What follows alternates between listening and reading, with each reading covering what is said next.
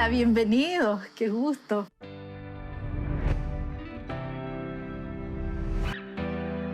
Es agradable tenerlos aquí.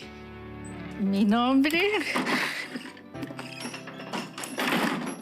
Bueno, soy Gigi Valenzuela, Gigi Tala Valenzuela Pinto.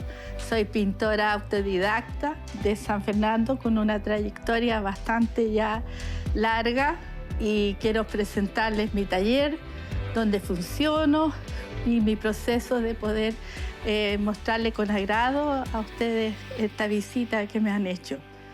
Voy a empezar por mis trabajos que, en primer lugar, voy a empezar por este que me interesa mucho a mí porque en ese yo empecé a trabajar primero la técnica del dibujo y de la pintura. Ya esto pasamos a un proceso, digamos, de estudio de los pintores como Monet y después en un proceso de aprendizaje de copias para poder integrar la pintura a la figura. Y ya acá tengo un amigo que es fallecido, que yo tomé esa pintura a través del tiempo del Sename de los años 56. Y tuve un amigo que tenía un modo callejero, digamos, una manera de vivir, y lo retraté ahí con sus amistades. Bueno, acá ya los invito para seguir pasando. Acá ya voy a pasar un proceso donde aquí tengo todas mis pinturas, donde funciono sobre todo durante el verano. Y acá estos cuadros que están acá más o menos que son de vivencia, más cosas que son para mí muy significativas porque aquí ya estamos en una temática del paisaje donde yo tomo mi infancia. Mi infancia la pasé en la Sierra Bellavista con unos grandes amigos míos de toda la vida, mis amores, y tengo aquí objetos que son precisamente que los materialicé a través de tela, porque trabajo en bastidor y tela. Después vamos a hablar del concepto técnica. Y son objetos, son cosas que significativas para mí que las tengo, ya sea el velador del tiempo de mi mamá, una mesa redonda con objetos que ya son existentes, la mesa de mi mamá donde leía el mercurio. Entonces uno va trabajando su propia existencia a través de lo que el significado afectivo de uno. Uno es el proceso que empieza, acá vamos a pasar más a la parte que quiero invitarlo a aquí para empezar. Lo más maravilloso de la pintura, para hacer una buena pintura, primero tenemos que empezar por la parte esencial, que es el dibujo. Primero es un buen dibujo, tener esa habilidad de hacer un trazo, ¿cómo se llama?, que se desplace con facilidad, que a través trabaja la mano, pero trabaja el codo y el hombro, que yo les digo a mis alumnos, para que tengan ese trazo fluido, ese trazo natural que le da al dibujo. Y el dibujo solamente consiste en aprender a aplicar las líneas, ya sean las verticales, las horizontales y las diagonales, y todo ese concepto así de aprender cómo puedo hacer la forma de los objetos a través de la línea. Eso es lo primero que hay que observar en lo que he ido aplicando. Yo acá tengo algunos apuntes, que ahí ya pasa la pintura. También uno pasa a la figura de las manos, que son más difíciles a veces de dibujarlas y de comprenderlas, pero hay que aprenderse la estructura. Siempre en la figura humana hay que aprender ¿cómo se llama?, los cánones para poder hacer algo bueno. Quiero presentarles también esto que me agrada a mí mucho, porque aquí esta es una copia que pues, es muy bueno a veces yo siempre invito a los alumnos míos para que hagan copias de los pintores que marcan una historia dentro de su propia ciudad, de su lugar. De Valenzuela Llano, ese también es un paisaje, Valenzuela Llano es nuestro pintor sanfernandino, y Acá también hay otros trabajos que son ya de las calles de San Fernando cuando eran antiguamente. Esto es en Puente Negro, esta es una calle de San Fernando.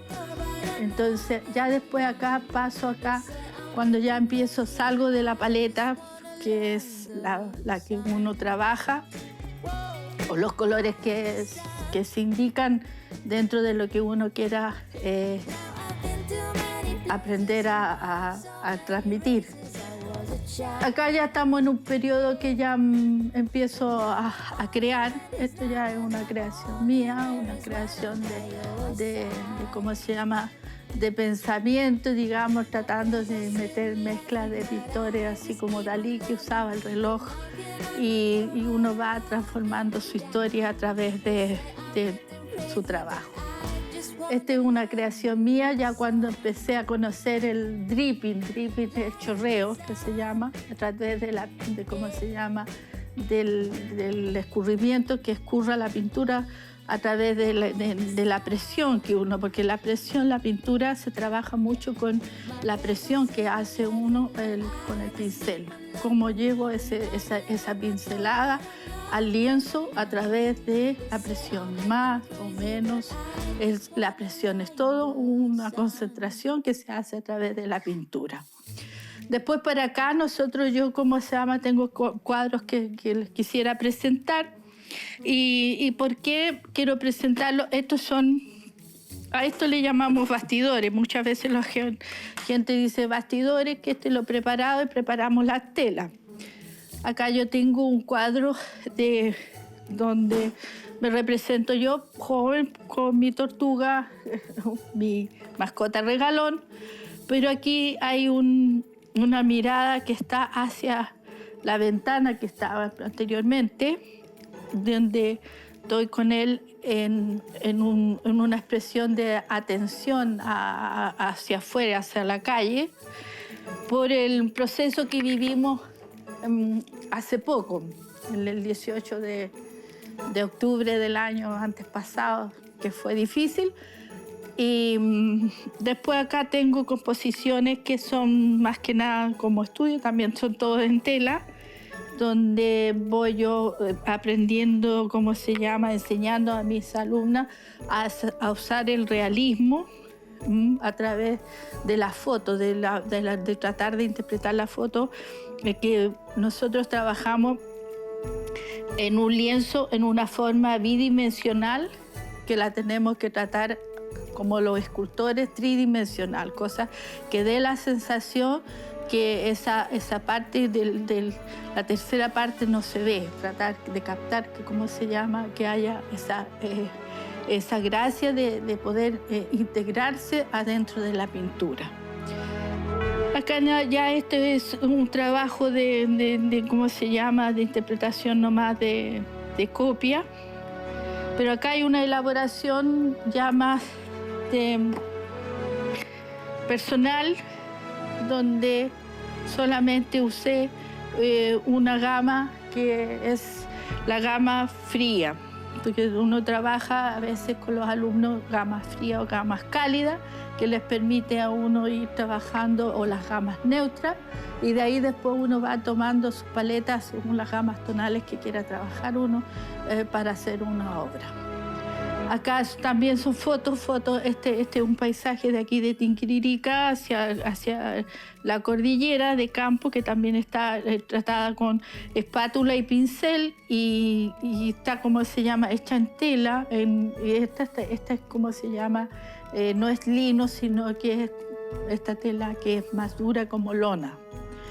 Y toda esa técnica también uno la enseña a preparar para poder, ¿cómo se llama?, que el alumno entienda en qué consiste, porque tanto la pincelada como el trazo que uno hace lineal con el carboncillo, con los lápices, porque están los elementos húmedos y los elementos secos. Los elementos secos son el lápiz pastel, el carboncillo, los lápices PIT. Entonces todo eso, también la presión y el dominio que tenga sobre eso le va a dar un buen dibujo a través del recurso de la línea, que es uno gráfica. Después ya uno cuando pasa a la pintura en los elementos húmedos, que son muchos, digamos que tenemos los acrílicos, tenemos las témperas, tenemos ¿cómo se llama? Los óleos, y todo eso ya va con elementos líquidos o con componentes que uno disuelve para poder hacer más extensa, ser más dúctil el trazo o la pintura o la pincelada. Están los empastes, que los empastes muchas veces también se trabajan con las espátulas, y las espátulas también tienen sus partes que son diferentemente para dar diferente textura. Acá ya pasamos acá muchos de estos trabajos están relacionados con que yo les voy explicando a mis alumnas del tiempo del cubismo, de la destructuración de la forma, tratar de reforzarla nuevamente, armar a través de descomponer el objeto a través de ¿cómo se llama?, del recurso geométrico. La geometría está mucho tanto en la pintura, en los dibujos, en la forma, en los objetos, los elementos, y ¿cómo se llama? Y uno también tiene puntos de interés, puntos de vista, donde va colocando uno las composiciones. Estos son retratos, el retrato también es la temática, porque están los temas paisajes, los temas ya que son más figurativos, y están los temas, ¿cómo se llama?, de los bodegones. Los bodegones sirven mucho principalmente como hacer como cosas así tan pequeñitas como esas, que nos permiten a nosotros ir aprendiendo mejor la forma y entender más para poder llegar, porque después la figuración, la figura humana como esta, ahí hay que aprenderse el canon de la estructura del cuerpo y las proporciones, porque también entra mucho que uno también tiene que saber colocar las proporciones. Acá también los paisajes como temática, que están basados en manchas, pero a través ¿cómo se llama?, de una paleta a lo mejor más gris, o con colores que son un poquito ya acá, paisaje cordillerano, con los colores más saturados. Y entonces también entra mucho también buscar la perspectiva, dónde están los puntos de fuga, para poder hacer la profundidad imaginaria que tiene el paisaje, así a través de, ¿cómo se llama?, también la diferencia de los planos, digamos, los 3/3, donde van los planos, los medios y lo que va más de lejanía. Este cuadro, que es hecho también a base de ¿cómo se llama?, de la plazuela, donde están unos árboles que son muy especiales, y fue en el periodo también que tuvimos, por eso yo lo cuento en la historia, porque es como parte donde aquí pongo una bicicleta como de niños chicos, porque consideré que eran muy, muy niños los jóvenes que andaban en ese tiempo haciendo, no sé, una proposición distinta. Aquí este es un camino hacia la cordillera, donde yo vi un piño de ovejas y lo pinté. Para que vean ustedes la materialidad, es un cartón piedra. Y es un proceso rápido que le hice de 4 tramos para un estudio del dibujo ¿cómo se llama?, de la paleta con amarillo ocre de la luz. Y este paisaje no es mío, este es un paisaje que pintó Juan Francisco González, y es una calle de aquí San Fernando, y Juan Francisco González fue un pintor limachino, donde muchas veces en Limache se hacen concursos con su nombre. Y por eso se lo hice para poder explicarle la paleta fría, una gama fría que se hace con 3 colores, que son su componente, que es el amarillo limón, el azul cerúleo y el rojo calviano. Entonces con ello trato de hacer pinturas que son realmente, que sean significativas. Ya atrás hay unas que son de San Fernando y del campo, donde uno lo van reflejando. Más que nada, yo aplico los periodos, como decíamos, es muy importante para los alumnos y para todas las personas que están interesadas en la pintura, que tienen que aprender, si quieren tener un estilo propio, a base de la pincelada o a base de la textura, de cualquier forma, o tener una temática propia de solamente dedicarse al retrato o a los bodegones. Hay que estudiar la historia del arte, digamos, saber en qué consistía este periodo del Renacimiento, en qué consistía el impresionismo, por qué se imitaba el impresionista, por la luz, la característica, el fauvismo también eran los colores más saturados. Entonces, cuando ya aprenden a distinguir las diferencias o el expresionismo, qué significan, van a poder decir, esto me gusta, me interesa tener un trabajo así. Porque a veces se confunden ¿cómo se llama? En que quieren tener un estilo y lograr un estilo. Y hoy en día lo que va a hacer la impronta es igual que la caligrafía. Cada cual tiene escribimos lo mismo, pero con una diferente manera de escribir, de forma, de saber usar. Porque la caligrafía también es línea. Lo que pasa es que nosotros nos la miramos como línea, vemos las formas como más, a lo mejor con más curvas que son menos atractivas, porque las expresamos verbalmente, pero las líneas generalmente que se interesan al mirar en la observación de las líneas verticales, las verticales que digan, las horizontales, las diagonales son las que siempre te llevan a ti, te conducen a una entrada, a observar cualquier pintura. Y vamos, ¿cómo se llama? Acá hay varias marinas que tengo en el interior de la casa y que te permiten a ti poder trabajar en una forma más expedita. Esa es la invitación que siempre yo hago a los pintores, a los grandes o a los alumnos que están interesados en la pintura. En primer lugar, a interesarse, a leer, a buscar, a conocer las biografías de los pintores, porque dentro de las biografías de los pintores hay muchas cosas, como se llama, expresiones y que te explican así con breves palabras, como tan sencillas, cómo se puede hacer una pintura. Y la parte esencial y emocional es propia del pintor. Todo lo que hay aquí es porque a mí me interesa, no es porque no quiera que les guste a los demás. A los demás a lo mejor no les va a gustar, o tienen otro estilo, otra decoración de ver las cosas. Cada cual va a elegir su forma. Pero para enseñar, para educar, hay que saber todo para poder transmitir. Y en ello estoy, ¿cómo se llama? Yo hago las clases, ¿cómo se llama? A la Casa de la Cultura de San Fernando en este momento, y donde les explico, les enseño para que puedan preparar bien sus trabajos y puedan mostrarlo, puedan hacer exposiciones personales o que les interese que sean en forma decorativa. Hoy existe mucho ¿cómo se llama? La modernidad de hacer cuadros más, ¿cómo se llama? Más explosivos, más impulsivos. Pero es alucinante ver cosas realistas. Cuando entra en el realismo y tratar de captar los diferentes colores que matizan un objeto, es muy interesante porque solamente basta con aprender la teoría del color. Y ahí entramos ya en la parte más especial que siempre digo yo. Es muchos pintores que cuando ven se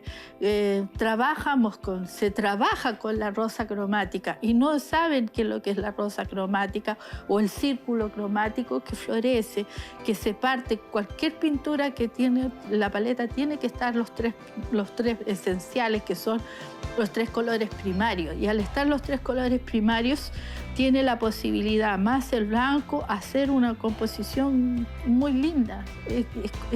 Y de ahí uno va pasando a lo secundario, al terciario, y de ahí va componiendo, va haciendo triadas, que es muy bonito. Siempre las triadas están todas las cosas, las triadas también están, ¿cómo se llama? En cualquier objeto que veamos en una mesa, las triadas están en el sentir, está la triada que siempre se compone algo que está con tres cosas muy esenciales. Y aquí está el dibujo, el intelecto y está la pintura. Esa es una triada. Una triada que va a ustedes, una triada que también está la vertical, la horizontal y la diagonal. Y eso les va a permitir a ustedes mirar con otros ojos, otra mirada, para enfocar bien lo que van a hacer y hacer un estudio previo. No se trata de pintar, hoy día no estoy inspirada y ay, no voy a hacer. No, si yo voy a componer algo, tengo primero que hacer un estudio previo. ¿Qué estoy haciendo? Si voy a hacer un ramo de flores o voy a hacer una hoja, voy a tomar esa hoja y en ese voy a observarla. Los árboles, por ejemplo, allá mismo tengo un árbol que ya es muy sencillo.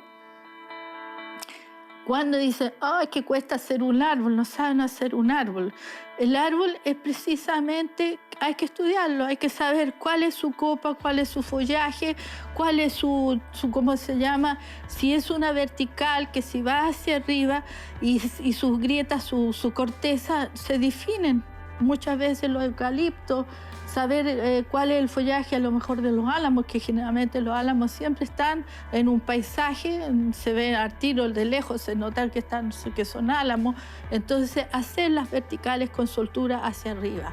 Entonces, ese es el proceso más que nada en la pintura. Principalmente hay que tratar de estudiar, de previamente estudiar qué colores lo compone o con qué colores, o puede ser monocromático también, como ustedes quieran, pero hay que tratar de saber, entender en primer lugar, empezando por los tres primarios. Después de los tres primarios pasamos a los secundarios y vamos haciendo, con esos tres colores podemos sacar infinidad de colores, matices.